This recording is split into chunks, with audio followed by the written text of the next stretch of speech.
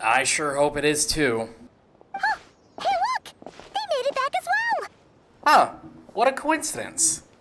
Flint's! Llama! How did it all go? All is well, thank you. Nefer and Yehoda had to stay at the curatorium to wrap things up, so they won't be joining us for now. Oh, that's fine. I ran into Miss Anefa and Miss Aino on the way back. Their work is still in progress, so I suspect they won't be back for a while either. You seem rather cheerful today, Mr. Flint's. He looks cheerful? I certainly am. I achieved what I set out to do and came away with more than I bargained for. More than you bargained for? Fighting alone can get quite tedious, but I had the good fortune to run into a pair of brave young warriors. Are those who I think it is? We meet again. How have you been? Well, if it isn't Albedo. It's been a while. Albedo! What are you doing here? I'm guessing you're here to see Varka?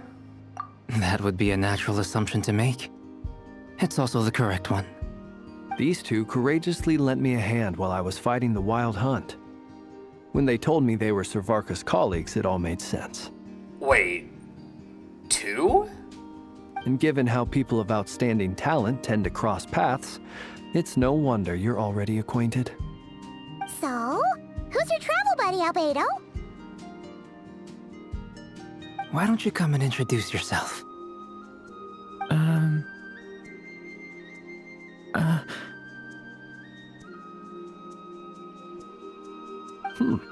A gentleman of few words, I see. And a rather stern countenance. I presumed you were acquainted with him. Is that not the case? Wait, those horns. You must be... It's nice to meet you. Again. We've technically met before. Wait a sec! You're Mini Durin! But he's not so mini anymore! That's right. It's me. I'm glad to see you again. By the way, he says it's okay if you drop the mini. Yeah, I'm not as mini as I used to be. Interesting, isn't it? The first step towards blending into human society appears to be reflecting on whether one's name really reflects who they are. Wow! You look so different! In a good way, of course. It's great to see you looking so healthy. And you have a wonderful outfit. Thank you, Paimon. And although you're as mini as ever, I understand that diminutives don't always convey endearment. I'll be sure to simply call you Paimon, as a sign of my great respect for you. Wow! You're such a smooth talker now. Paimon could get used to this. From now on, you may refer to her as your esteemed guide, Paimon. I actually think a diminutive is warranted here. Little Paimon is pretty tiny after all. Personally, I think our little Paimon is the perfect size. When people call her Little Paimon, it's just because she's so adorable that they can't help themselves. If that's not a sign of endearment, what is? Emergency food. You're absolutely right, Miss Lauma. My brother still has a long road ahead of him when it comes to understanding human relationships. Anyway, speaking of long journeys, didn't Columbina, leave with you? How come she isn't back yet? She's been catching up with old friends. Wouldn't be surprised if she stopped for a cup of tea, or 10 on the way back. Uh-oh. People are talking about me. Hope it's nothing negative. Oh no, not at all. Something about drinking cups of tea. Seems like she's in much better spirits after meeting her old colleagues. Judging from your expressions, I'm guessing it all went well? It's getting crowded here. I'll go grab some chairs. No need. This is a job for an alchemist. I'll whip some up momentarily. Thank you for your hospitality, ladies and gentlemen, but I was merely escorting my friends back. I'll be meeting Zendrone shortly, as we still have some things to discuss. It's been a pleasure, everyone. But this is where I'll say goodbye. We really appreciate your help. Thanks for standing by us. Oh, come on. Spare the formalities. I'm just glad I could help out some true friends. I understand. Well, bye for now, Harlequino. Oh, this place is hopping. It's probably a good thing one of us left. Otherwise, we might not fit all these people in. Are you saying we're about to run out of chairs? As a matter of fact, I am. Come on in and see for yourself. What does he mean by that? How many people are in there?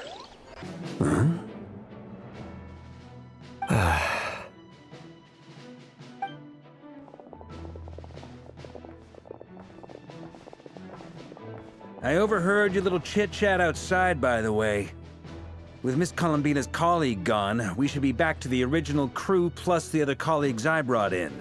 And one of them happens to be... Dainsleif? Though, it looks like we have another new face. Someone else managed to rope in a colleague, too? Sorry. He's probably here for us. Frankly, you and Paimon are the only people I know here. This here is Dainsleif, colleague of Teyvat's greatest guide, Paimon, and greatest adventurer, the Traveler. Well, not exactly colleagues, more sort of friends. Yeah, sure. When someone else jumps in to do the announcing, you know you're speaking to someone important. Let's hear what he has to say. Note to self. Once Paimon knows your name, the rest of the world will soon follow. That's good. When he comes looking for us, it's usually something important. Paimon's guessing you've heard about the Wild Hunt, then. From the looks of it, you're about to hold a meeting.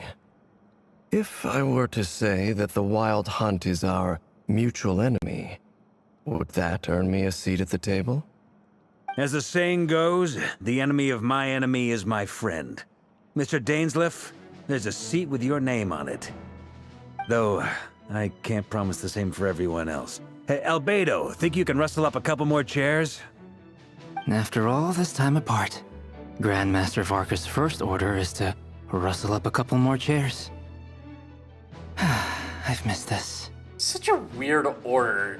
You there! I want you to make more chairs and I want it pronto. Is he being sarcastic? I guess? I mean, I would know if he was being sarcastic. Hey, he's your brother. Why are you asking us? I've still got a lot to learn about the nuances of human conversation. Trying to decipher Albedo's way of speaking has been like jumping in at the deep end. Oh, good point. Paimon gets you now. Don't sweat it. There are people who go their whole lives without getting the hang of it. You're ahead of the game already. Aw, look at you, Paimon. Expert in the art of encouragement. I'm so proud. I wonder what's taking Nefer so long. I'm so proud of Paimon. I even gave her the honorary thumbs up. Perhaps you should go and check in with her. If anyone can hurry her along, it's you. I just got back from the curatorium. Besides, aren't you curious to see what's taking her so long? Miss Nefer doesn't strike me as the type to share secrets. And since gathering intel is her specialty, I'm guessing she'd prefer to keep her methods confidential. Under such circumstances, would it not be tactless for me to impose? Oh, but it's fine for me to impose. What can I say? You have an unrivaled ability to garner people's affection, Miss Moonchanter. Besides, you have far more in common with her than I do. All right, then.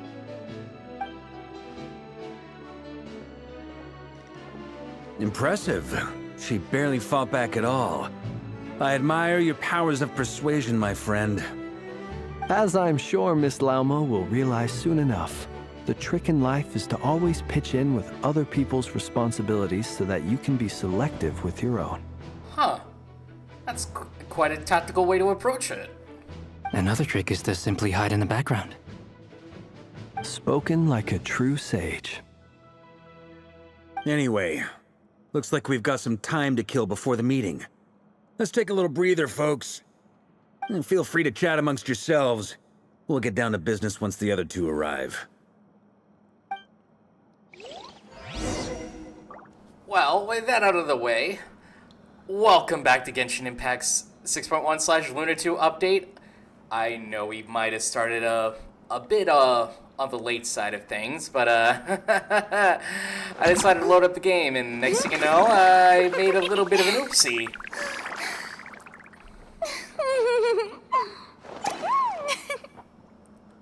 She's precious, isn't she? She's no granny, but she is my favorite Archon. I guess we might as well go ahead and speak with our friends here. Hello! You're both awfully quiet. Why don't I start us off with an icebreaker? Much obliged. Have either of you ever had your portrait painted? If not, I'd be glad to help. That sounds like a lovely idea. You know how to paint, then? I dabble occasionally. He's an excellent painter. Tables, chairs, people, dragons, you name it. He'll paint it for you. I'm flattered. If I ever get the chance, I'd like to give it a try myself. I'll bear that in mind. Anyway, how about you, Durin? What sort of portrait would you prefer? Oh, I'd be fine with anything. Whatever style feels best to you. Very well. Then I'll play it by ear. You can replicate any style I want? I can try. If you show me a sample, I'll do my best to match it. Thank you. In that case, I'll dig up some reference material for you.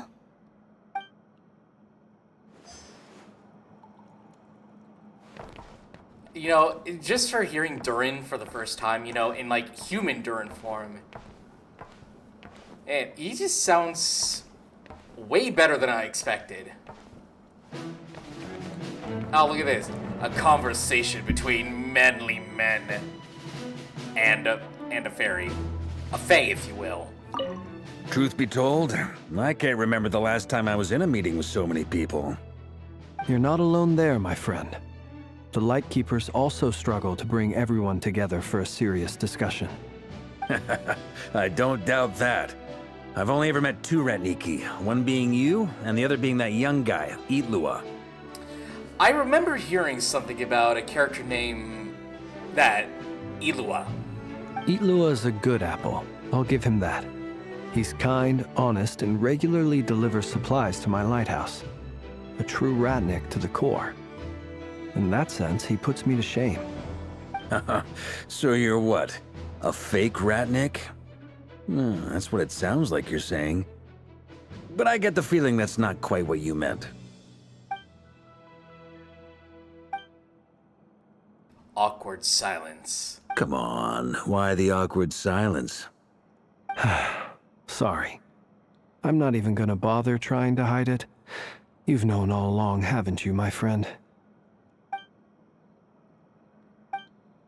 More awkward silence. Now that was an awkward silence. Let's just keep this between ourselves.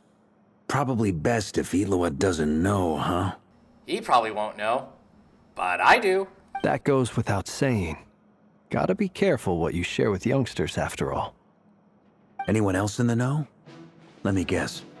The Traveler and Paimon? Ah! Oh, geez, I'm right here. It's dangerous being too sharp for one's own good, you know. Then, in the name of the Animo Archon Barbatos himself, I swear, your secret's safe with me. When we went for drinks, you said that you and Barbatos were practically best buds. In the light of that claim, do you really expect me to take your oath seriously? Of course. Just as long as you don't go spreading around the fact that I'm close with Barbatos, all right? Fair enough, then. Nothing like a bit of mutual leverage to seal the bonds of friendship. I agree. Hey guys, did you know that Varka is best friends with Barba- Is there something you'd like to say to me? Hi. Yeah! For starters, why'd you just show up here without even giving us a heads up? If you think back to our previous interactions, you may recall that that's hardly out of character for me. You do have a point there. Have you sorted out your accommodations yet? Oh yeah! You'll need to find somewhere to stay the night too, right? Wanna tag along with us? You never know. We might get a group discount. Sure, let's do that. Great! Paimon will handle it! Oh geez, if Paimon's handling it. And in return, we can get Dainslift to be our very own personal bodyguard. Yep. Paimon, you're thinking out loud again. If that's what you had in mind, you should have said so sooner. I'd be happy to help. Oh, okay then. Paimon was only kidding, but good to know. Anyway, since we're all here together, we might as well watch each other's backs. That's just what friends do, right? Indeed. Thank you.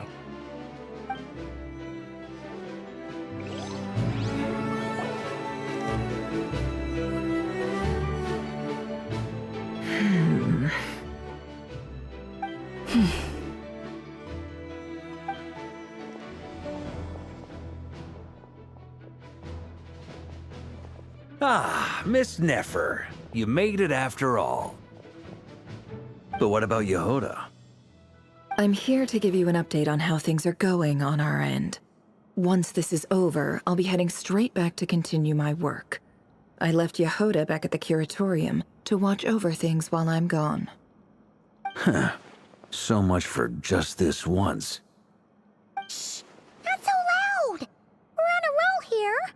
What if she remembers and suddenly decides to back out?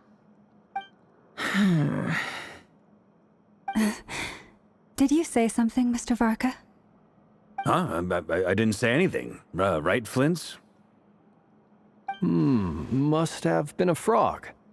They get so noisy around here at nighttime. It's like they're putting on a concert in the background. A frog song? I'd like to hear a frog song. Anyway, before we begin, there's a few introductions to make. Let me start by saying that it's an honor to be speaking before so many distinguished colleagues and collaborators. Or maybe a frogcerto. You get it? Huh? Huh? Nobody? Just me? Okay. First up, we have Miss Lauma. As Moon Chanter, she's the leader of the Frost Moon Scions, a local religious community in Nod-Krai. Then there's Miss Nefer, boss of the Curatorium of Secrets, and intel gatherer extraordinaire. Nefer is leading the investigation into Rerir's background, assisted by Yehoda and Lauma. From the little I've heard, they're making some great progress. Over here, we have Mr. Flint's, a ratnik and guardian of the abandoned lighthouse. In our last operation, he courageously distracted the Wild Hunt to buy time for the rest of us. For those of you who've never met, this is Mr. Albedo, a renowned alchemist and captain of the Knights of Favonius investigation team. By his side is a new face for us all, myself included, Mr. Durin, who has come to lend his aid. Next up, we have the Moon Maiden and former Fatui Harbinger, Miss Columbina. Then we have the Traveler, who's earned more titles than I could possibly hope to list out, so I'll spare you the rundown. And Paimon, the ultimate travel companion and quite possibly the best guide in all of Tevat. I don't know about the best guide in all of Tevat. I'd rather have Inefa as my guide. Wow! That's a lot of people! Great turnout! I would have also appreciated to see what Varka had to say about Yehoda. Miss Nefer, it looks like you might have another job coming your way, so, congratulations on the booming business, I guess. You think I haven't got enough on my hands as it is? Who's looking for me now? That would be me, Miss Nefer. I have a commission for you. And you are? Who I am doesn't matter right now. What does matter is that I'd like you to gather more intelligence about the Rerir of Solnari. Well, it's not as if we never take on anonymous commissions. But in your case, I'll have to decline. I'm gonna take a wild guess and say your job's probably more hassle than it's worth. Something about you seems like bad news.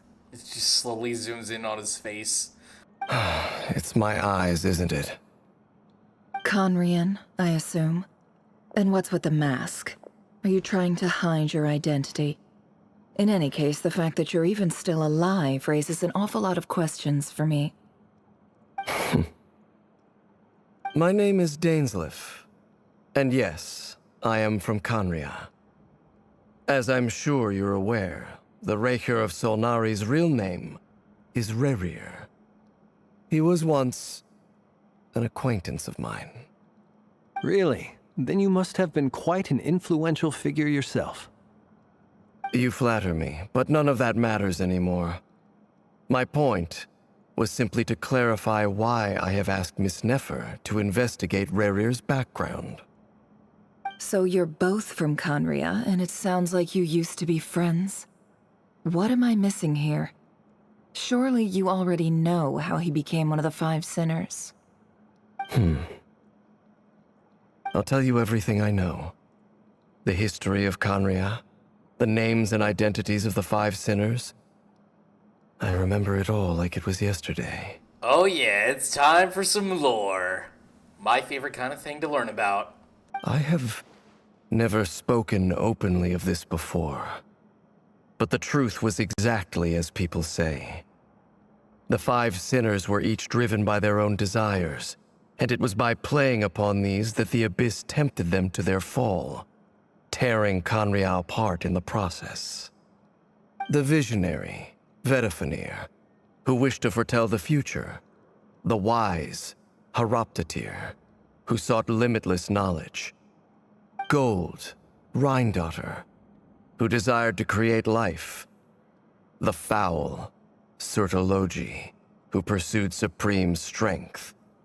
And last, but not least, Rerir of Solnari, Rerir, Ravager of the Moon.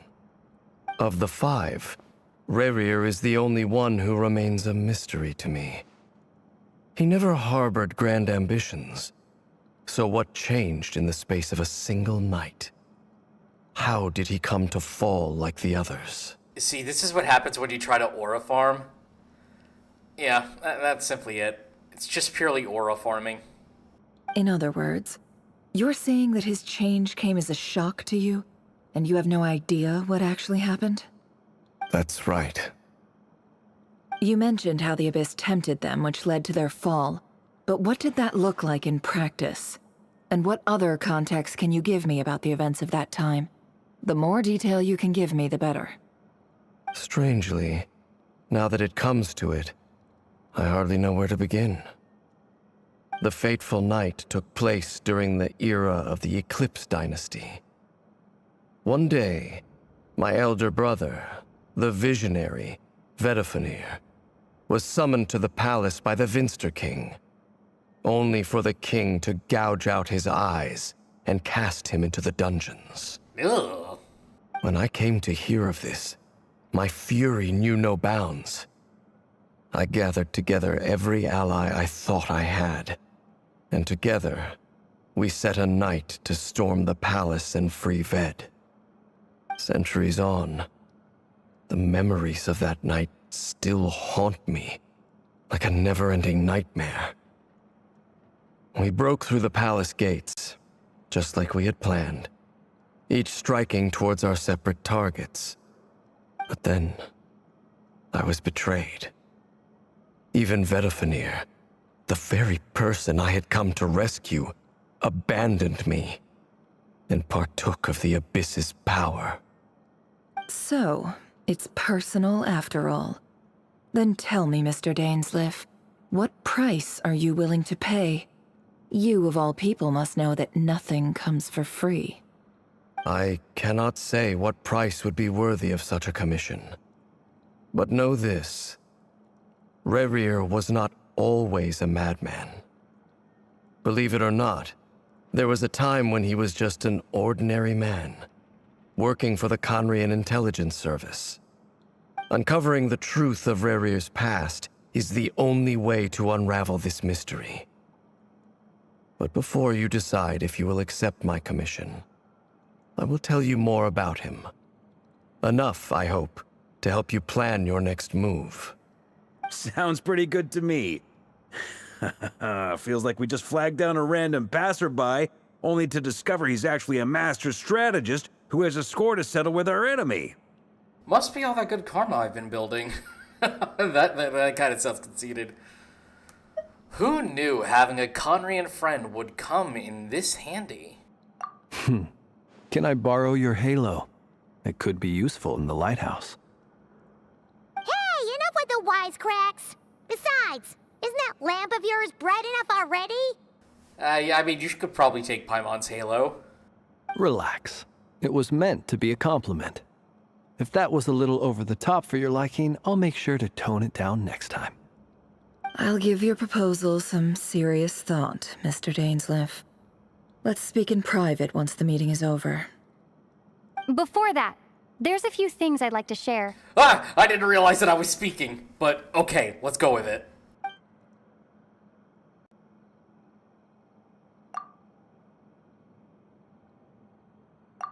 Now that we've united the hearts of the three moons, your power should be greatly enhanced. But it seems like that hasn't happened yet. I believe it will take a little longer. You've done so much for me, so I want to be completely honest with you all.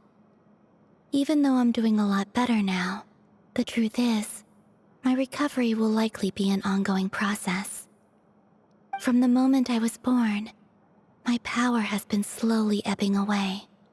And that is because Tevat has never accepted me. Even with the moons united as one, it seems my rejection cannot be undone. So far, I have yet to find a solution.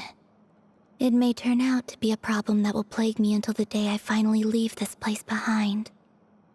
Even so, I will do everything in my power to help you drive out the Rerir of Solnari. As Arlecchino put it, this is not about chasing the spoils of victory. It's just a gesture of heartfelt gratitude. Kutar. She seems a lot more energetic and positive than she did when we first met. Defeating the Rerir of Solnari will be no easy task. While my strength slowly recovers, we'll also need to gather more intel. Naturally. We should take all the help we can get if we hope to defeat him. We've considered several viable plans now, but our choice hinges on the answers to a few key questions. Is it even possible to kill Rerir? What experiences shaped the person or monster he became? And what's he really after?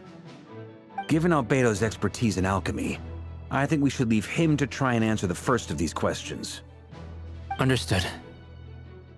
As for the other two, I'm afraid we'll have to count on you again, Miss Nefer. Believe me when I say it's not my wish to burden you. But right now, relying on your skills is our only option. So you're placing all your hopes on me, huh? We can't thank you enough for agreeing to help us. Honestly, I can hardly believe how lucky we are. You sure have a talent for changing your tune, Miss Moonchanter. Timid like Yehoda one moment, then flinches insincere flattery the next. Ladies, please. I must object to your portrayal of me. That's all. Feel free to keep bickering. Just pretend I'm not here. Okay, that was actually kind of funny. I almost don't want to leave this room. I'm curious to see how this plays out. I'm actually really invested in this now. I have faith in you, Miss Nefer. Something tells me you'll stand by us until the very end. Oh? And what makes you so sure of that? What if I suddenly decide that my compensation is insufficient? This isn't about the money. I can sense that you've got a deep-seated distaste for Rerir. And knowing you, that alone is motive enough.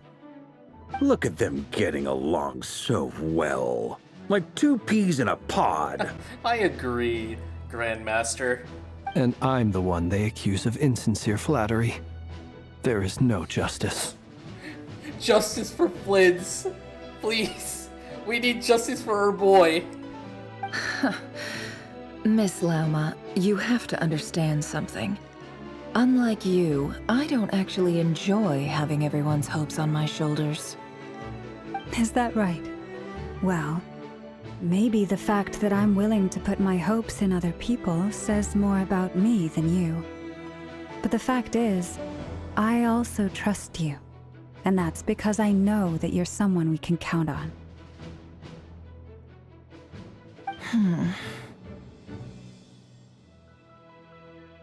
Anyway, we've got our plan, so let's get moving. Mr. Dainsleif, let's talk. And Traveler, once we're finished, if you've nothing else planned, I'd like you to come with me. Oh, sure. This whole experience is teaching me a lot. For instance, I now know that when other issues come up in the future, I'll have far more luck getting Lauma to convince Miss Nefer than trying to do it myself.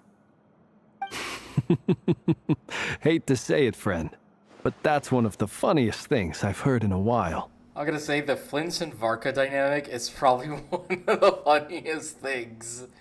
Rather than just Yehoda doing Yehoda things. Why? You think I've got it wrong?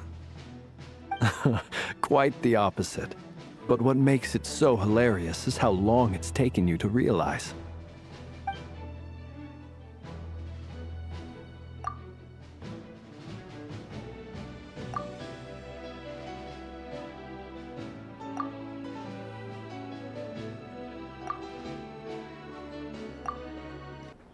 Ah, suddenly I'm at the curatorium.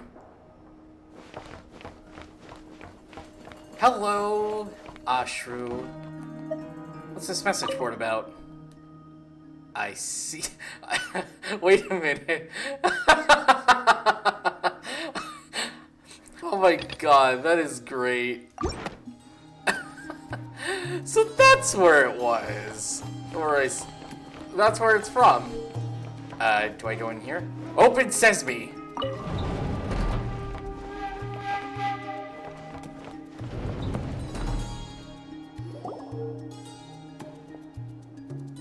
Thank you for waiting.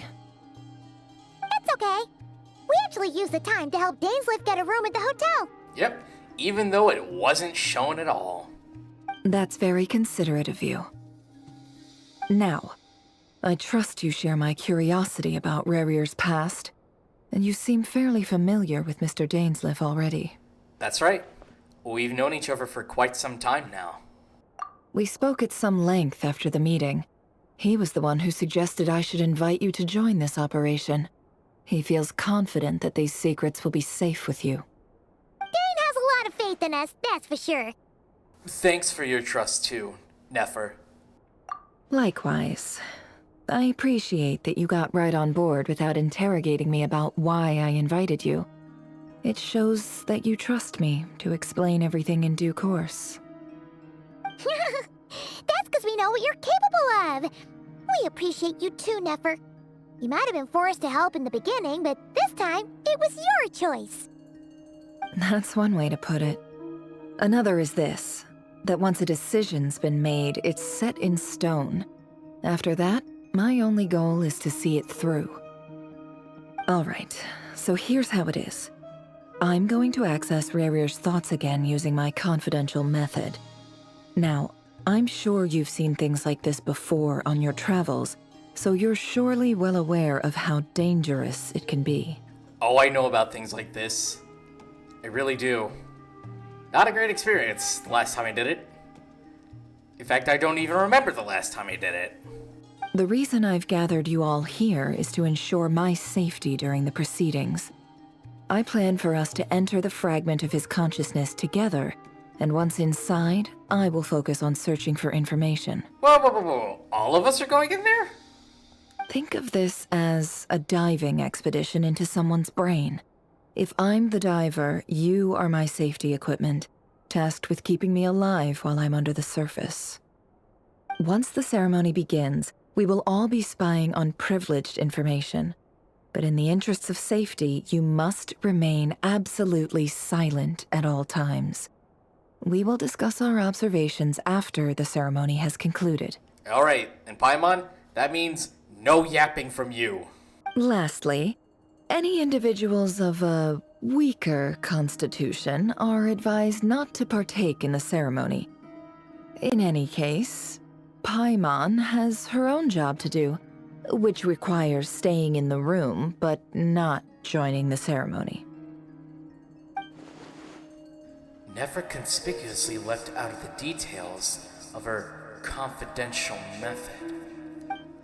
I guess her brain diving techniques are a trade secret. Well, good luck, everyone. Sounds like all Paimon can do is cross her fingers and root for you guys. There's a little more to it than that.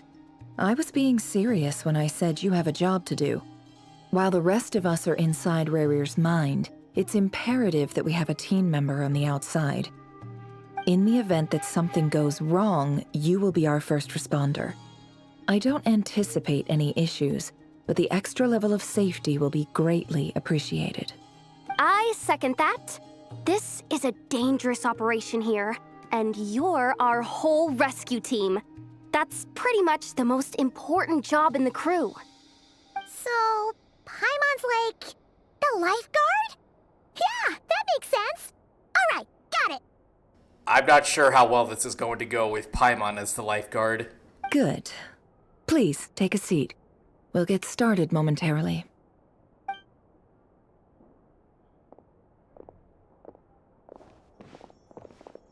So, did Mr. Dainsleif tell you anything else? He told me that he believes Rerir kept some big secrets in his life. He's not sure that they were the cause of his eventual downfall, but he's asked me to uncover what those secrets were all the same.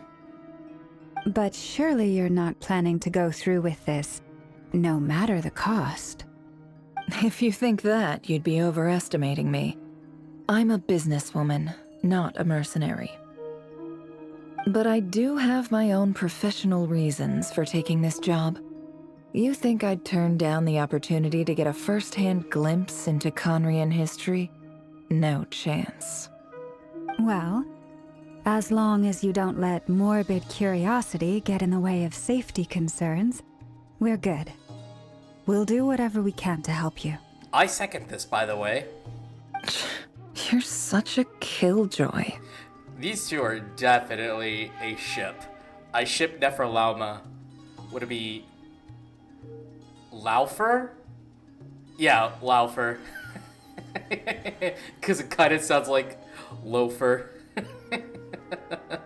That's a great joke. I should use that next time. She's got incense, candles, almost feels like a summoning ritual. Seems like Nefer still has no intention of sharing her trade secrets, but now's not exactly the moment to pry. I see that there's a chess set on the table. Could that have something to do with her intel gathering methods? All right, I'm good to go. All set over here, too. I am ready as well. Promise, Paimon, you'll be extra careful. Pinky promise. All right. Let your whole body relax. We're about to begin. Close your eyes. Okay. Phew. Well, I actually closed my eyes in real time. Could this be his office? Pretty standard setup. Bookshelves, paperwork, files. According to Dainsleif, Rerir used to be an intelligence operative. Chances are there's plenty of top secret intel stashed away in this room. Is this where you keep your secrets, Rerir? Can't say I'm not looking forward to this.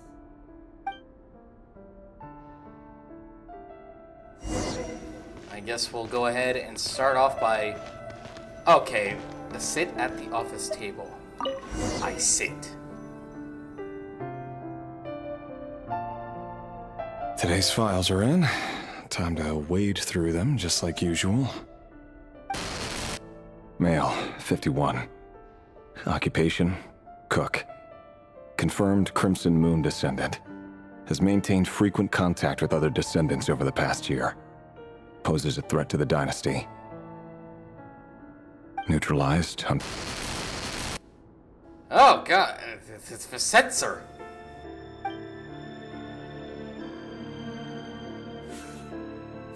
This one should be archived under purged targets. I didn't realize this would be a point-and-click adventure. Female, 23. Occupation, office clerk. Confirmed Crimson Moon descendant. Has maintained frequent contact with other descendants over the past year. Poses a threat to the dynasty. Neutralized on... You get a X. Another one for purged targets. Sounds like she was that other man's daughter. Never mind. What's it got to do with me? Now the next one. Male, 40. Occupation, teacher. Confirmed Crimson Moon descendant. Has been observed making contact with other descendants during the past year. Poses a threat to the dynasty. Neutralized on... You get an X. Just another nobody for the archive. Come to think of it, I remember surveilling this man. A case like his never would have been considered a priority in the past. Huh. He barely even interacted with other Crimson Moon descendants. Alright, time for the next... Oh no, this one's a small child! Female, 16. Occupation, none. Orphan and confirmed Crimson Moon descendant. Has been observed making contact with other descendants during the past year. Poses a threat to the dynasty. Neutralized on... You get an X. Filed. I have no recollection of this girl. None whatsoever. She doesn't seem to be anyone important, but then again, how many of them really are? How many of these do I have to go through? Do I have to go through all of these? Female, 13. Occupation, none. Orphan and confirmed Crimson Moon descendant. Has been observed making contact with other descendants during the past year. Poses a threat to the dynasty. Neutralized on... You get an X as well. Filed. Oh, I gotta do another one. Male, 11. Occupation, none. Orphan and confirmed Crimson Moon descendant. Has not been observed making any contact with other descendants during the past year. Poses a threat to the dynasty. Neutralized on... Okay, well, you get an X as well. I guess we have to go through all of these, then. Male, 6. Occupation, none. Orphan and confirmed Crimson Moon descendant. Poses a threat to the dynasty.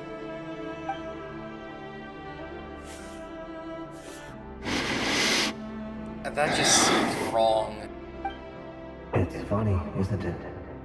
Your job is becoming both harder and easier at the same time, depending on how you look at it. Hey! Who's saying that? Sooner or later, the Crimson Moon descendants will be completely wiped out. But as their numbers dwindle, they become harder and harder to track down. I feel like some of these are... That's not how it is. Are repeating. Fortunately, however, most of the able-bodied adults have already been taken care of. The remaining weaklings will be increasingly easy to deal with. Is this like a never-ending stack? No. My job is to ensure the survival of the Eclipse Dynasty. And the only way to do that is by eliminating any and all potential threats. It's a perfectly legitimate line of work. Every single one of my colleagues can attest to my fairness. And if my friends were aware of the facts, I know they'd back me up too. Assuming, of course, that they were aware of all the facts. Oh, jeez. Ugh. Oh, that was quite a lot to go through.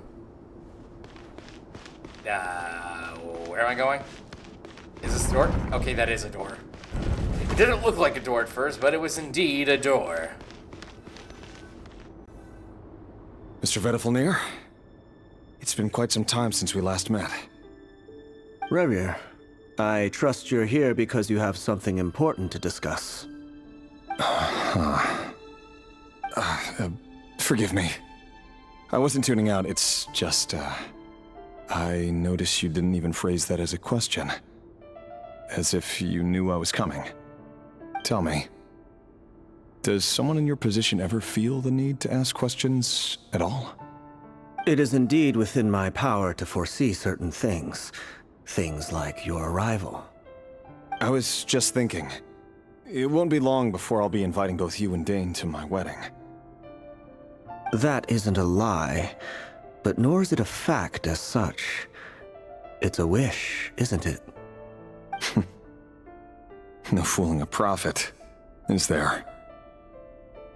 Ever since that day we met for drinks, I knew it was only a matter of time before you came looking for me. Does it feel good? Knowing how the future will unfold. I'm afraid the notions of good and bad fail to capture the complexity of what such a power entails. Once you've seen what will come to pass, it can be all too easy to succumb to fear and melancholy. Unless, of course, you learn to abandon these feelings. I want to see what Vedifalnir looks like, damn it. You fear my silence, and long to hear the words I left unspoken that day. That's right. You must have noticed my reluctance to broach the subject. And the reason is simple. Because the truth could never have lived up to your hopes. For both our sakes, such words are better left unsaid. The burden of prophecy was never meant for your shoulders. So who exactly do you deem worthy to hear your prophecies? None but our exalted king? Or rather, our king as he once was. You're closer to his majesty than I am. You must know better than anyone how much he's changed. You know, the more that I look at it from the different angles, it's like Vedifalnir isn't there. At least it's...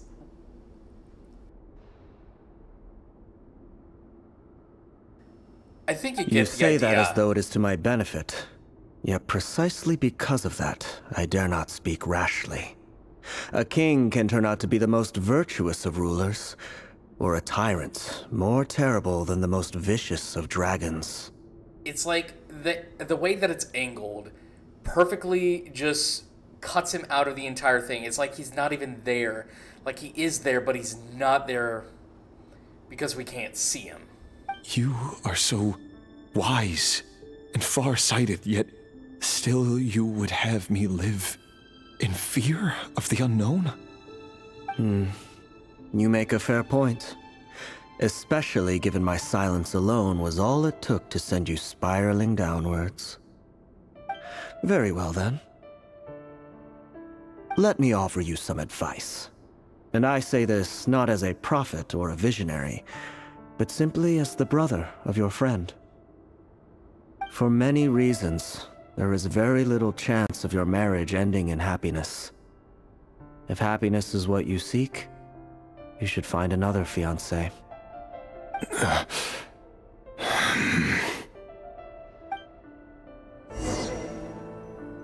Hold on. There's that same black fog again. Could this memory belong to Thelindis? Thelindis. Guess I'd better tread carefully. Thelindis! Wait. Hear me out. This time we finally got a clear look at his face and learned his true identity. His name is Rerir, and he claims to be one of the king's guards. What did you say? A cruel irony, isn't it? The man you're set to marry leads a double life as a brutal executioner. Why are you telling me all of this now? Simple. It's because I want you to kill him. You are the only person he would never suspect. Who would have expected that you get this request from a small child? No, absolutely not. I would never dream of doing such a despicable thing. So you'll just stand by and watch him slaughter us to the last. Do not forget that the blood of the Crimson Moon flows in your veins too.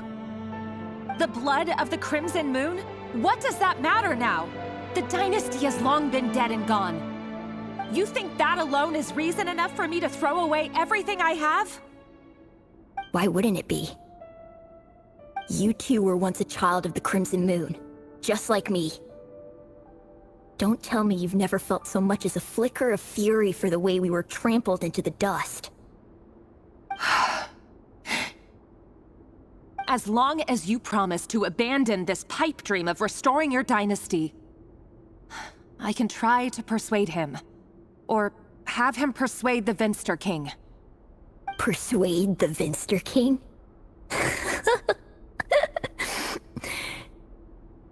Do you even know why he's so obsessed with hunting us down? Why he keeps trying to force us to hand over our secrets? Over and over again? Or why we refuse to give up on restoring the dynasty? The Vinster King. A blind fool. His eyes clouded by powers from beyond this world. A petty little man with a miser's heart. And he dares to sit upon the throne? Mark my words. Sooner or later, Conria will fall. And it will be his doing. If you can't bring yourself to do it, so be it. Just you watch. It won't be long before calamity descends upon us all. The Rerir of Solnari. Did her face just glitch out a little bit, or was it just me? That really is quite a secret you've been keeping from me, Rerir. But who am I to talk? Am I really any better? I've kept my own past a secret this whole time, too. Love should be built on honesty. But ours was born from lies. And yet, is it really so wrong to hide things that would only make life harder? If we don't cover up the parts that no one else should see, how can we go on pretending to be normal? Vedifulnir must have known all this. And that's why he made his prophecy. In the end, nothing stays hidden forever. But I won't just sit by and watch this disaster unfold. I'll do everything in my power to protect what I cannot afford to lose. No matter who I have to face. But surely you can see he's not the man he pretends to be! So many have died already, and they say that the king's madness grows with each passing day. We're not going to survive this, are we? But why does it have to be this way? Do we really deserve to die just because of the blood that runs through our veins? Felindis, are you even listening? Sorry, Freether. My mind was off wandering. I heard you, though. You're talking about what Rerir said. He's just following the king's orders. He's a secret agent, and it's his job to hunt down rebels and dissidents. By the time you first met him, he'd already taken lives. Maybe he was using you from the very beginning. No. Rerir has no idea I have anything to do with the Crimson Moon. My family are only distant relatives of the main lineage, and besides, my eyes are perfectly ordinary. Truth be told, apart from my teacher, pretty much no one knows I have any connection to any of it. It's been a long time since my family severed ties. I will say her eyes are very pretty. But as Orlog said, who could possibly talk sense into that raving lunatic of a king? No one. I'll work something out. Trust me, I'm with you all. But for now, You need to keep yourselves hidden. Don't let anyone find you, anyone at all. Don't forget that Rerir is an Eclipse operative. You need to be extra careful when he's around. And when I am too. For now, don't come looking for me. And if anything happens to me, just act like we've never met. If even you can't escape this, what hope do the rest of us have? But after all this time together, surely he wouldn't lay a hand on you. I won't speak in his defense, nor can I give you a clear answer to that question. But I'll do everything I can to put an end to this. Here, hold on to this. If an opportunity to escape presents itself, take it. You'll be glad you took some spare change. You call that change? But what about you? I've got a job, and there's still money coming in. But you can't go anywhere right now. Please think about yourself for once. When you kill a person, Oh, jeez. does it bother you when you end up covered in their blood? Why would it? Aren't we all just walking blood bags? But not everyone is accustomed to hunting down others like prey. You've been a hunter for so long now, you seem to have forgotten that most people don't just go around killing one another. Leave me alone. Feet. Make sure you have a firm grip on the handle. Then choose your angle well. Keep your movements light and brisk. And the prey won't sense a thing. I'm down with that. I'll bet no one's ever died of Now, where's the next one? There it is. I work clean. No traces.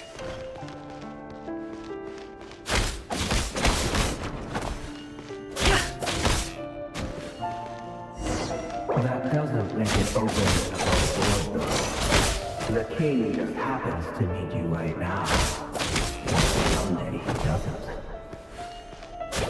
That won't happen. He's changed. Ever since he fell under the spell of that power.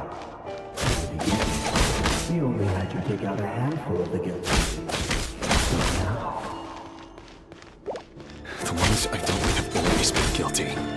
And I've carried out my work flawlessly.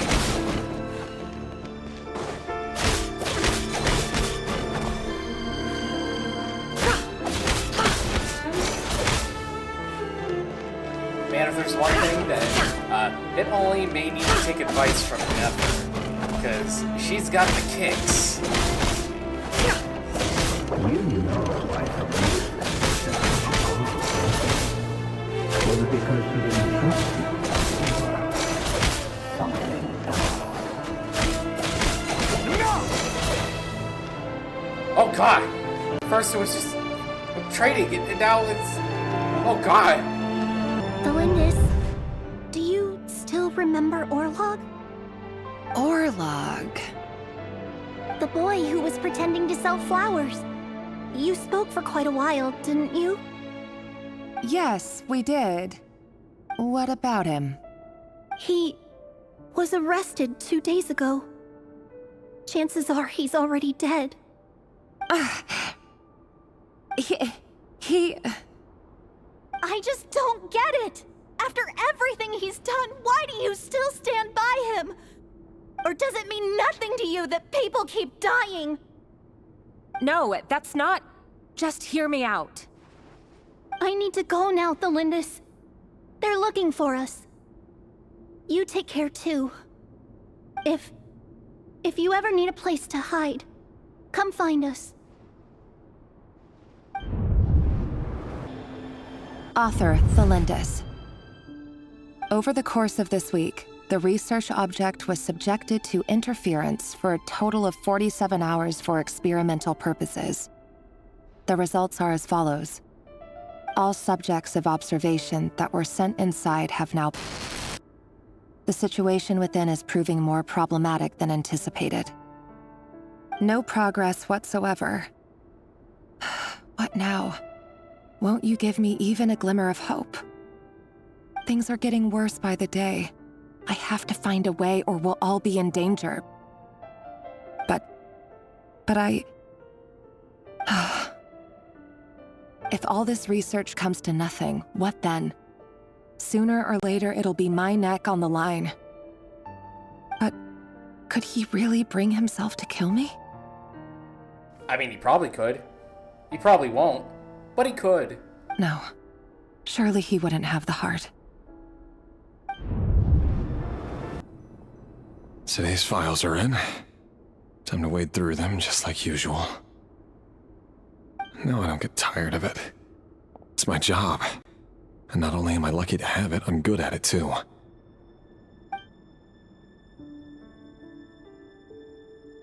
Huh. Wait. That's... Thalindis? No. No. No! Uh-oh. Why? But you bear no mark of the Crimson Moon. How could you possibly have anything to do with them? It cannot be! A diluted bloodline.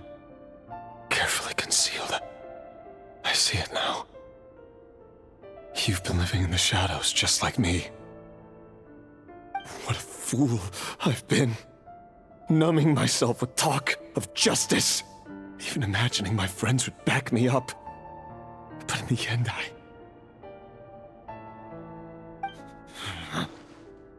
Irminsul. Finster King! How far are you going to take this? From the direct bloodline to secondary offshoots? And then what? Today it's the descendants of the Crimson Moon. Who will it be tomorrow? Will you not rest until everyone down here is dead? No. This cannot go on. This is where it ends.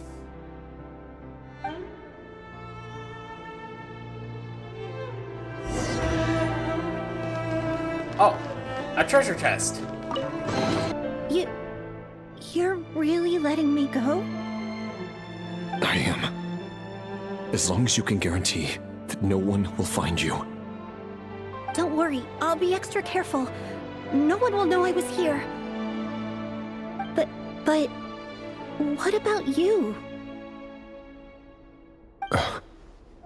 Me? If you let me go, you won't be able to complete your mission, will you? Good point. In that case, maybe you should stay. No, please! I just want to see the outside world again. To... Go on living? Yes. I know you're a man of your word. So please, just let me go. If I let you leave, what will become of me? Just kidding. Go, now. But remember, don't let anyone know you were caught. We'll be seeing each other again very soon if you do.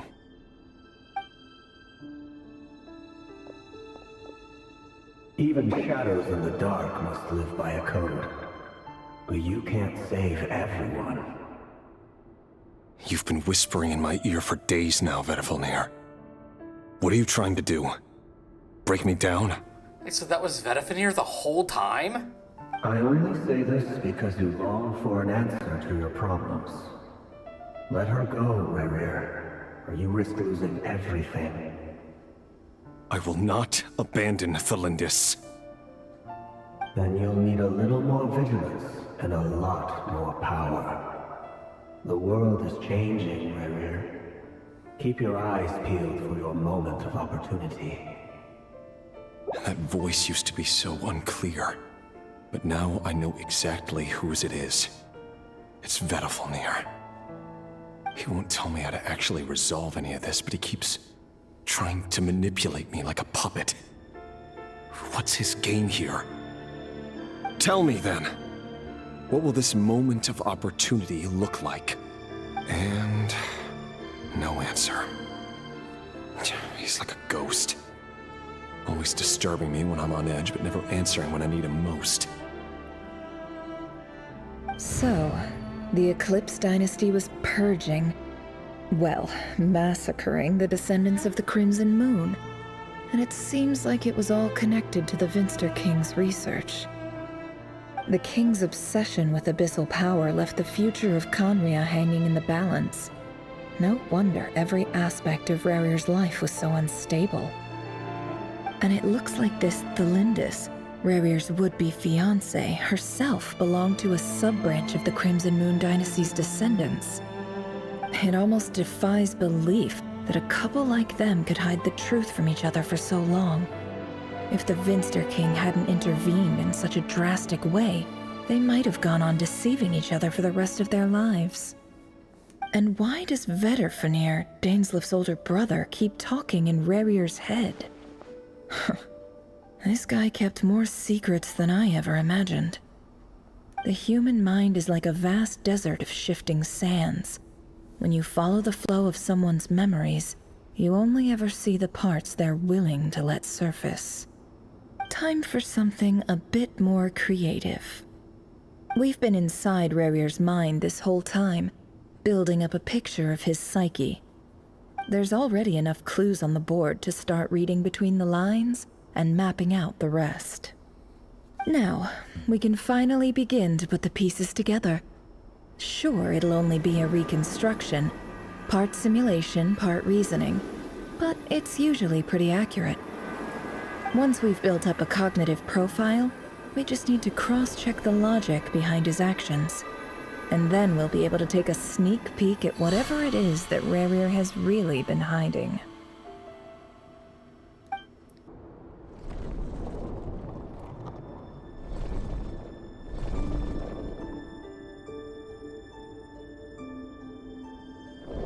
This looks like a fancy area. Are you there?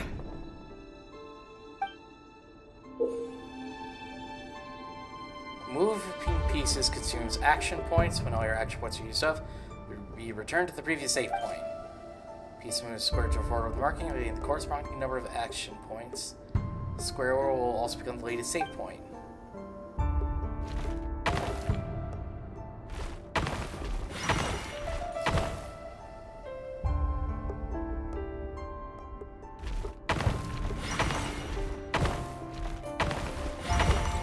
Oh, it's like one of those puzzle games. Hey, Rerir! Come out, it's urgent! Dane? What's wrong? Quick, come with me. I'll explain everything once we've met up with the others. Okay. I'll come. But the Lindis is still over at the Universitas. I'll need to leave her a note. All right then, but make it quick. I've never seen Dane so worked up before. Whatever this is, it must be big trouble.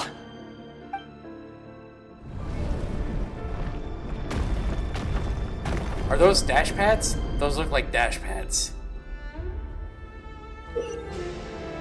Make use of movement squares to move pieces in the marked directions. Move this way does not consume action points.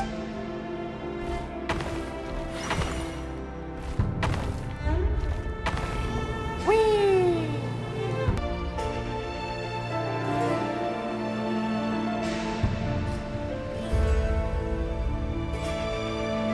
Well, this is a nice change, meeting you all at this hour.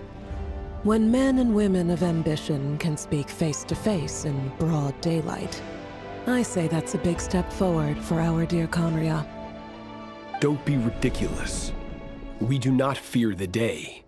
Why would we seek refuge in the night? You might ask your blade that same question. I'm told it prefers the cover of darkness. The word on the street is that Sir Delogi only strikes when he has an unfair advantage.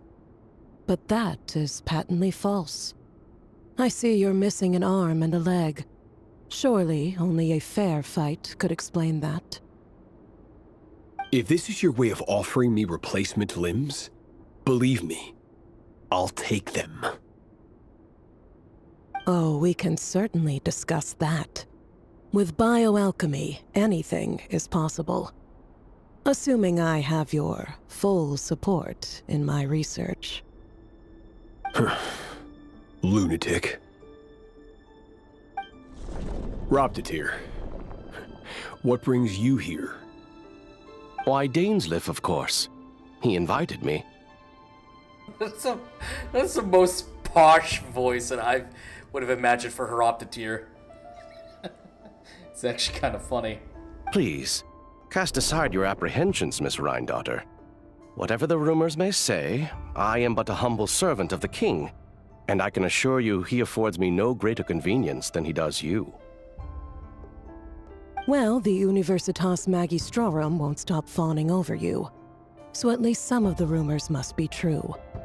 You're clearly doing well for yourself, so drop the humble servant act. It endears you to no one. You're president of the Universitas Magistrorum, the chief royal mage known as the Wise by royal appointment, and by far the most favored among the 4 pillars of Conria. Vice President Veit doesn't even try to hide his envy when he sees you. My success is the product of hard work and good luck. It's as simple as that. Were the king not such an extremist, I hardly think I would have received a senior post at my age. Of course, no job is without its gripes. Serving a king like ours can be a challenging task, as I'm sure you can imagine.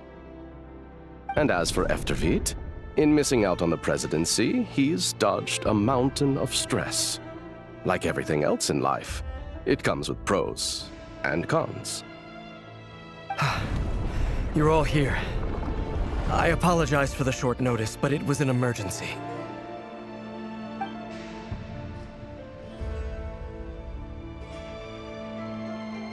You must be Rerir. Mr. Sertologi. Yes, I handled your case file during your sentencing. Nothing personal, of course. I'm pleasantly surprised that you remember me. I haven't really been talking during this, but I find it interesting that they're all sentient talking statues in this kind of scene. It feels weird, but also hilarious at the same time. Although I haven't really laughed about it, but... well, maybe except that time, but it's kind of funny now that I think about it, and now that I've said it out loud. You're clearly a person of substance if you've been invited here. But Dainsleif, you'd better have a very good reason for convening this little gathering. It's my brother, Vedalfenir. After he spoke at the court this morning, the king was so infuriated by his words that he had him blinded in both eyes and thrown in prison. Vedalfenir in prison? Strange.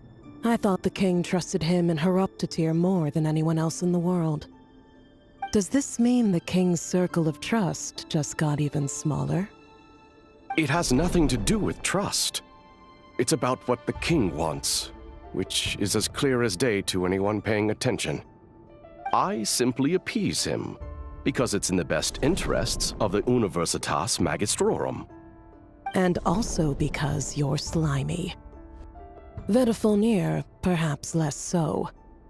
But still, a visionless visionary?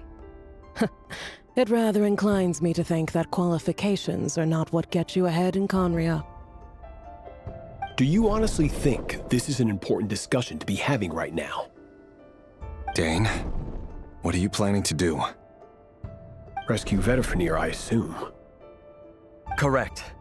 It will mean storming the palace by force. Tonight. I need all of you on my side. That's far too dangerous. And don't forget, Dainsleif, you're captain of the Royal Guard. You swore an oath to the throne. You've been planning this for a while, haven't you? I have no desire to commit treason. But whatever critique the king may have of Vedalfenir, disfiguring your most loyal subject for putting the best interests of his court and nation first, this is not the conduct of a wise ruler. My blade will force the king to see the error of his ways. So, Vedalfenir's prophecy enraged the king. I'm sure it wasn't what he wanted to hear, but if he won't take counsel even from the visionary, That is deeply troubling news. Oh, for a second I thought my controller The wasn't extent of working. His Majesty's madness is now all too clear. The question is, how does a man like me get out of this situation unscathed? You have noble ambitions, Dane, but I'm afraid they don't do much for a guy like me. I'm not interested in saving the world. All I want is a letter of pardon. A letter of pardon? For whom? Thelindis? The chances of the Vinster King issuing a pardon for anyone connected to the Crimson Moon seem vanishingly slim. Author Thelindis. Over the course of this week, the research object was subjected to interference for a total of 60 hours for experimental purposes. The results are as follows. Research dating back to the Crimson Moon Dynasty has established 2 points regarding moon marrow. Firstly, its origins have something to do with a god's power. Secondly, it serves as a portal to an as-yet indeterminate location. However, there are a number of hurdles to overcome before we can answer the question of where it leads to. To start with, opening the gateway requires a specific power source, which the relevant literature indicates. My bad. I wasn't paying attention. An enormous amount of power is then required to keep the gate open. Currently, the total power output of our instruments remains in the single digits.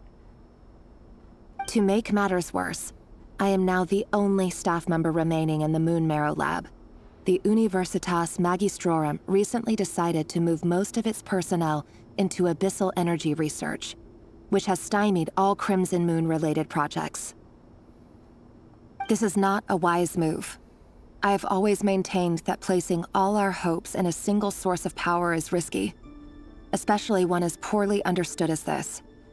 As well as making ourselves overly reliant on a single resource, we are neglecting other promising technologies. I apologize if this comes across as disrespectful, but as a Moon Marrow researcher, I desperately want to see the world beyond the gateway. If we really made it there one day, what would we find? And how would we go about taming the unknown? My imagination is endlessly fueled by questions such as these. This is for you. I heard you're gonna leave the city with your parents. Thelindis, did you hear about what happened? I've heard nothing. Rerir got back very late last Friday, and he was acting a little unusual, but he slept pretty well, so I'm guessing whatever he did was a good deed. You never saw him, and I don't know what he did. And this conversation never happened. You understand? What if he finds out that you pried into his secrets? Don't be silly. I don't know what secrets he does or doesn't have. All I know is he's just a normal guy who happens to run some errands for the king. Are you scared of him? I don't know. The Rerir I know doesn't match the person you all describe. Logically, I should be scared of him. And yet, I don't want to lose him. But enough about that. You should get going, and be careful with the package I gave you. Keep it secret. Keep it safe. What's in it? A piece of the moon. All you need to know is that as long as you keep it safe, then in the future, everyone will be able to see a red moon. A red moon? You mean our moon? That's right. Our moon. Promise me you'll look after it. I promise, Thelindis. The Crimson Moon bloodline will never die out. Its light, the color of blood, will become like a fire that flows in our veins. No matter how long it takes.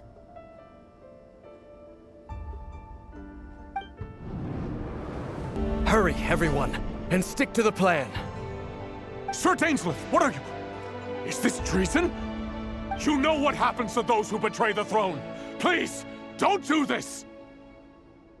It is the king himself who has betrayed the throne. He has betrayed all of Conria. If you have any love left for justice in your heart, you should join me. It's showtime. Dane and his group will handle the troops in the palace. Then Hraptatyr and Rhindaughter will disarm the security measures. My job is to enter the prison and rescue Vedifalnir. Stay safe. Wish me luck. Look after my brother. Draw your blade. It is time for justice to prevail. This place is filthy. And the smell is abominable.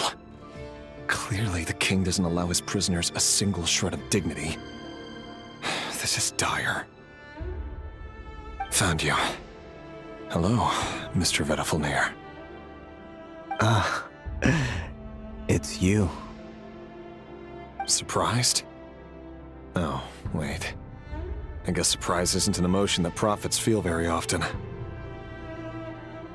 I certainly felt some surprise in the moment when I was blinded. Surprise at the king's sheer ignorance. Surprise at just how unfairly this world responds to words of earnest remonstration. I'm curious. What did you prophesize this time? It wasn't a prophecy. It was a word of warning. Someone had to say it. The king has forsaken all reason in pursuit of his obsessions. I simply told him that if he continues on this path, Conria will surely fall. But he didn't listen.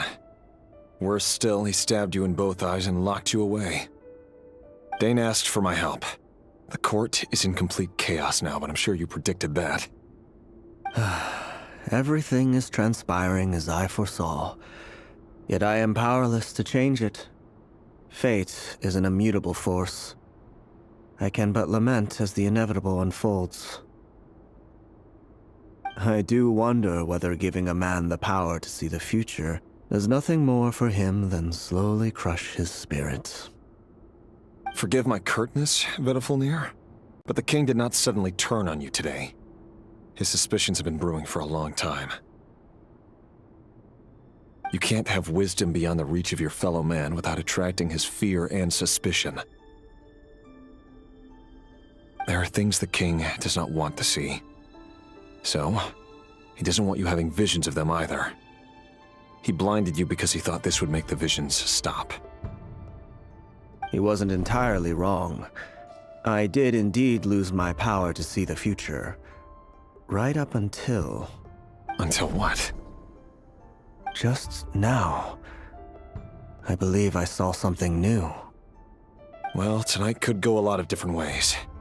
5 of us banded together to storm the palace, also we could rescue you. This will go down as the most tumultuous day in Conrian history. I sense hatred in you, but also hope. A desperate hope that with the tyrant deposed, that will be the end of the story. But this is not the end. It is the beginning of a new chapter, in a whole new story. There are many men of honor and courage in this world, Rerir. But you are not one of them.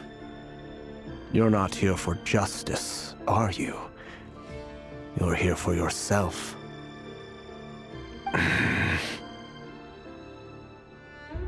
Someone's quite selfish, isn't he? Is that a dagger? Interesting. Why not the polearm? It was always your weapon of choice. With your abilities, I don't doubt that you were able to recover some of your sight. But I also doubt that you want to make an enemy of me right now. Of course not. We're on the same side, aren't we? We could be. But I need you to be honest with me, Vedifalnir. At this point, you're my only hope for the future. You mean your future? With your beloved, Felindis? Yes. And I know there are bigger things at stake here. A dynasty, a nation, maybe the entire world. But forgive me, I care first and foremost about myself. I can't abandon the one I love to save myself. I just can't do it. But you see a broader picture of the future than I. You see the solutions to the biggest problems of our age. So tell me, what is my solution? What's the answer? In matters of fate, answers are either right or wrong. What will be and what will not. Maybe you are willing to pay a certain price in the pursuit of happiness, but unfortunately, fate does not negotiate. That is the cruelest thing about fate. It is unmoved by your sacrifices. That can't be true. I know it's your voice that I keep hearing in my head, urging me to see how the world is changing, to seek more power, so I can protect the things I love. You show me disaster, but you won't show me how to avoid it? Why? Why are you doing all this? My voice. In your head.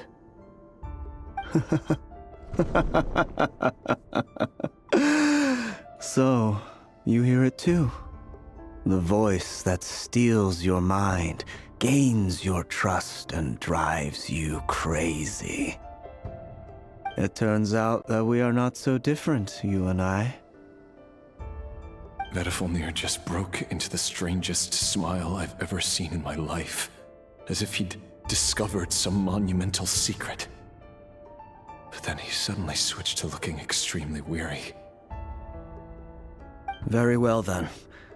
My advice to you is as follows. You must persevere. Whatever trials and tribulations you may face, be steadfast in the belief that they are your path to the future. For as long as you live, your story with Thelindis shall not come to an end. That is the only chance you have of fighting back against fate. It is up to you whether you believe my words. Regardless, that is all I will say on the matter. I have no right to intervene any further. I will hold you to your word. Thank you for setting me free. In return, I will tell you one more thing that you cannot afford to ignore. Just then, a strange wave of energy rippled through the city. We had no idea what it could mean. I'm assuming that would be the Abyss. If I were you, I would head to the Universitas Magistrorum. The Universitas? Oh no! I'm sure we'll be seeing each other again very soon, Rerir. Whatever Vedifalnir said, I didn't catch it. I didn't even help him out of the prison. There was no time to lose. Oh, all that for a treasure chest?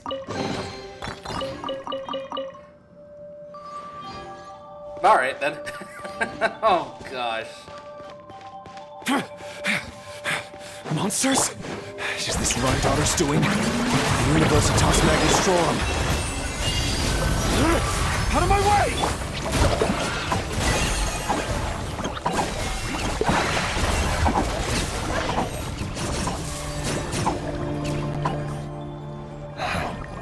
The Universitas.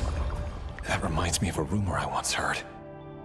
Allegedly, the king installed secret mechanisms in the palace and around the city. No one knows where they are or what kind of power they hold. You know, the more that I think about it, the way that I see, Rerir before he, lost his composure and his, design changed completely.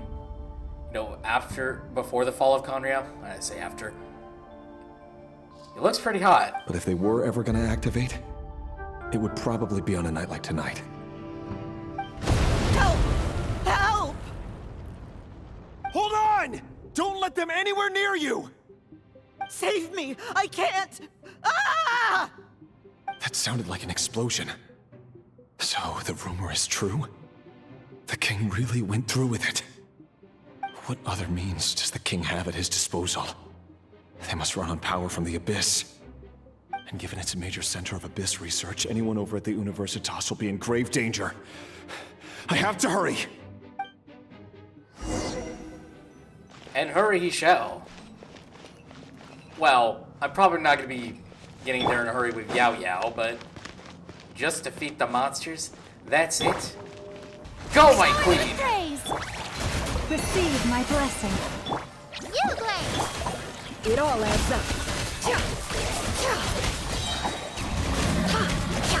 Can't hide the truth. It all falls into place. That's pretty nice. Let's see this ult. The mystery unravels. Oh, hey, you can actually see the sofa. Let the world collide! Genshin's a song. The ebb and flow is over. Let's try this. Hey, go away! Alright, let's try that again.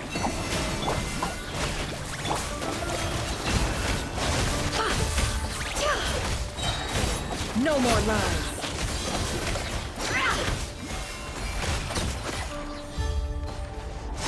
Yeah, I could say I really wish I had pulls for Nefer. Because I can't hide the truth. I kinda like your playstyle. Plus it would be nice to have a Dendro DPS. Time to shine! Lush as the moonlight for the everlasting flood. Stay put! Go get it, you Grace! I mean, I can just as easily use Nuvolette if I wanted to. The deception ends here. It all adds up. But, Can't hide the truth. Might as well use Nefer while I have her in this moment in time. Because who knows when she's getting a rerun. I do plan on pulling for her in a rerun. Whenever that'll be, because, you know, I spent all my earnings on attempting to get Flynn's. I did get him eventually, though.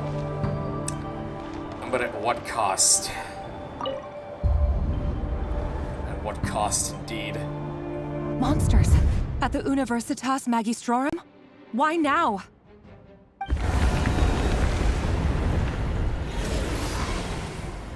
That doesn't sound like a monster. Oh no, they're coming. It's no use, the table won't hold out much longer. The weapons. Where are the weapons? Of course. All the lab equipment was upgraded after the inspection last week, but the new weapons haven't been allocated yet. I'm done for. Is anyone there? I need help!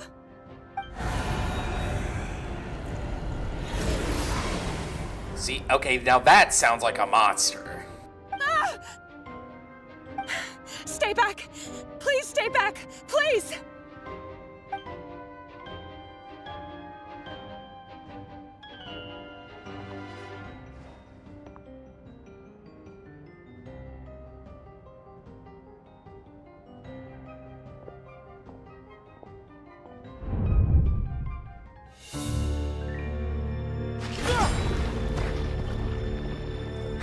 What's that? Rerir! So the rumors about your work are true. What? No! Listen, something happened at the palace tonight. We have to leave! You don't need to lie to me anymore. What do you mean? I know why you're worried, and I will respect the decision you've made. But it's okay, because I found a solution. I know how to end all this. You can have it back. The normal life you so desire. But until then, I'm afraid our wedding will have to wait. Cylindus? No, don't do it! Cylindus! Cylindus!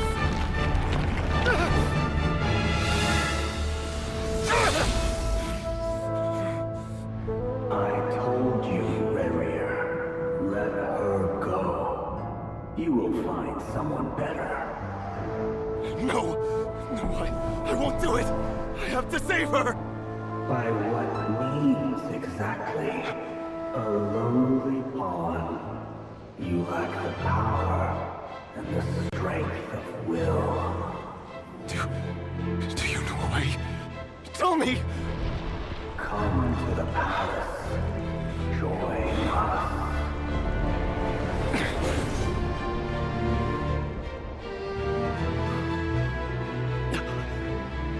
Rerir, thank goodness we... Step forth and take your share. You made it. Not you too.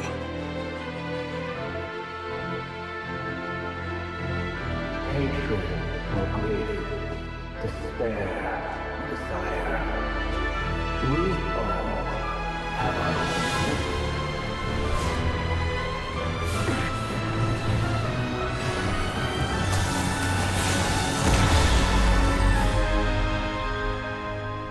Rerir.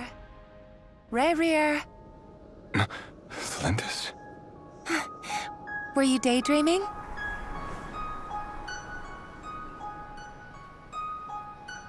You still remember, Rerir? That question you asked me a couple of weeks ago? Oh. You mean the proposal? Yeah. I'm wondering, where do you think would be a good place to discuss it? Maybe in the garden? Or were you thinking a fancy restaurant? It's your choice.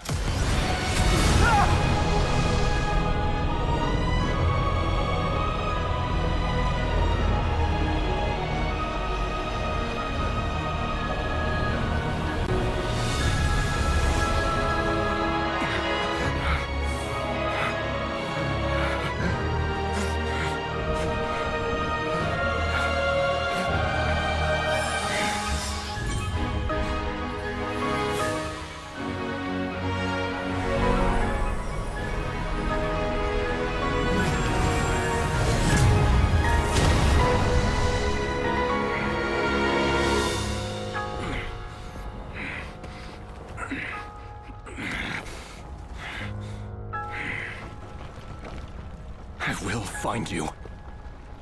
And then, you can give me your answer.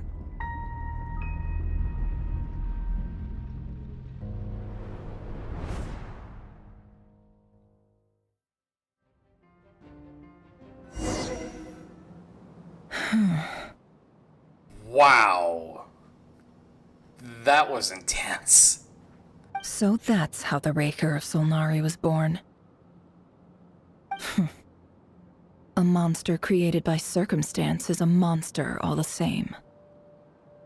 Viewing other people's thoughts for too long can get uncomfortable. Right now, I'm feeling a strong sense of loathing. In a nutshell, the story of Conria is what happens when the truth falls by the wayside.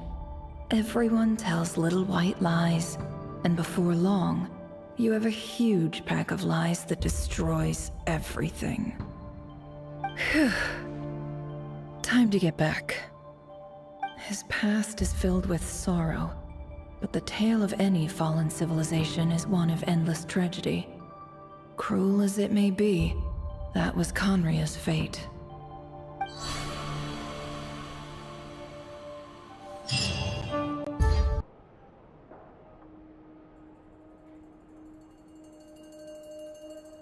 Everyone, I'm back.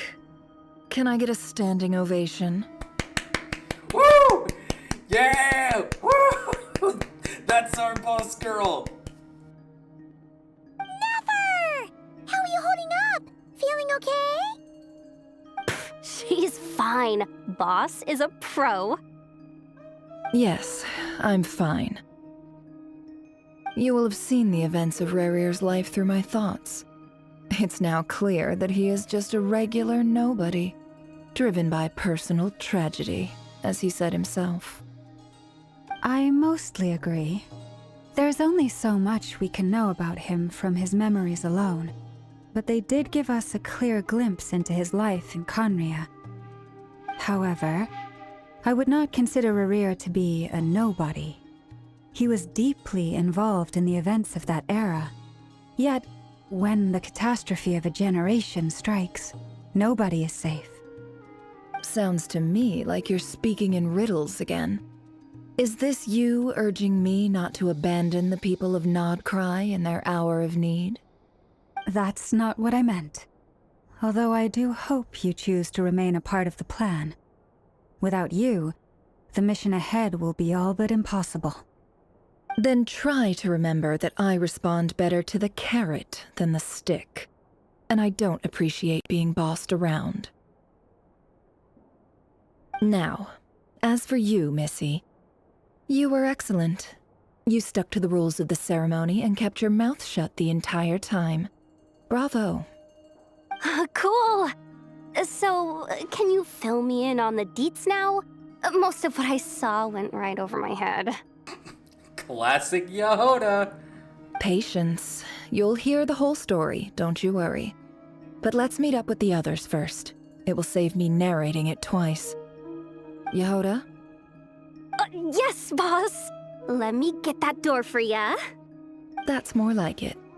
For a moment there, I was worried you'd forgotten about the first clause of your employment contract. Forgive my curiosity, but what does the first clause say? It says I gotta do the annoying stuff that boss is too lazy to do for herself. Like opening the door, pouring the tea, yada yada. And you gotta do as the boss says. Is that right? If something is in the contract, it's because she willingly agreed to it. Rest assured that the Curatorium abides by the very strictest of labor policies. You don't seriously think I'm cruel enough to treat her like my slave? No, not in the slightest. In any case, I've hardly shied away from my share of the work today. Hope I don't catch Flintz and Varka lounging about in their chairs, enjoying a leisurely cup of tea. And now here I am imagining that they're literally doing exactly that. There's nothing I dislike more than other people enjoying themselves while I'm hard at work.